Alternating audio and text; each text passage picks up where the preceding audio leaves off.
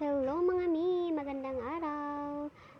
For today's video pala ay mag-DIY tayo ng ating banig.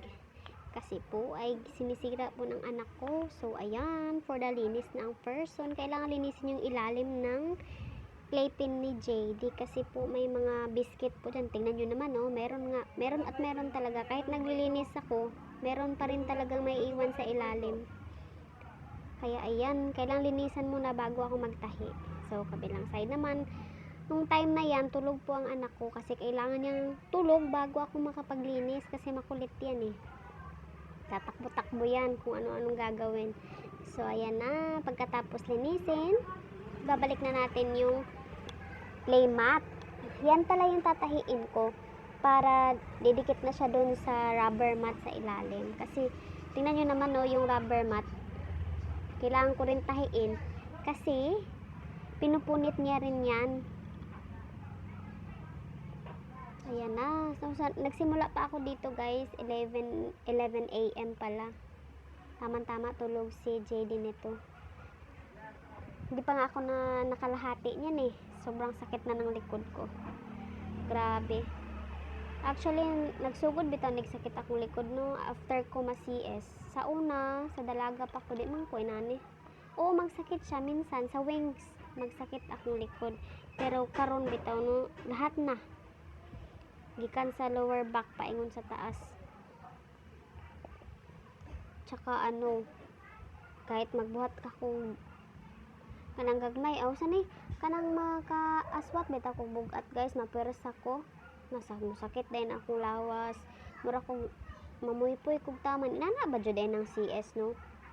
Biklo nun 1 year naman kapin eh kay April niya unsa na taron 1 year kapin na ni mag 2 years na ni sunod tuig.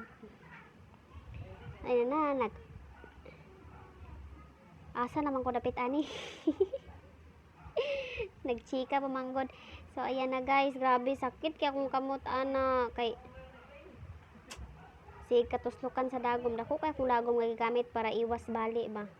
Dinilian na siya suka nang atay mata na akong anak ana wala lang jud ako ikuha sa duya nara siya diha. Di man po siya mahulog kay ako man gihabugan og hikot ba nara man pug ko. Ako ra po siya lantaw-lantaw nakataw-katawa ra po siya.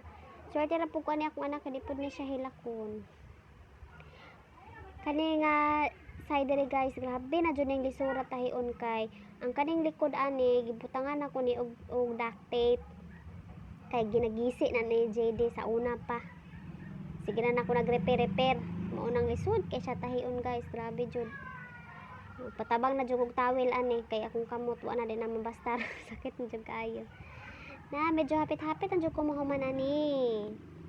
Kamo pud ba mahilig pud mag-DIY og mga ano sa bagay ang ubang kanang daghang kwarta ay syempre di na jud na mag-DIY.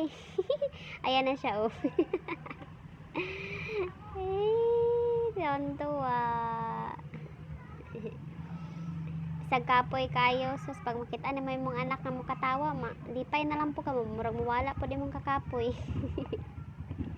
Iba pa rin talaga pag may anak na. Sa una mahadlok jud ko mga anak sa una. Pero wa napuntis man. Giswerte ra sad kay na blessingan ra pud mi kay dugay namin nag live in unya wala pa jud mi na blessingan og baby. Until graduate ko muragi tuyo pod ni Lord ba nga pag graduate sa ako ay ako mabuntis.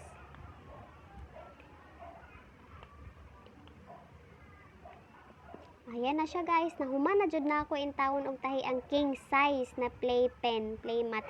Ang kanang playpen guys, ako ara po nang gitahi guys, gipatas-an na namo, tas gitahi-tahi ra sad na ako gibutang og net. So, ayan lang guys. Please do subscribe to my YouTube channel.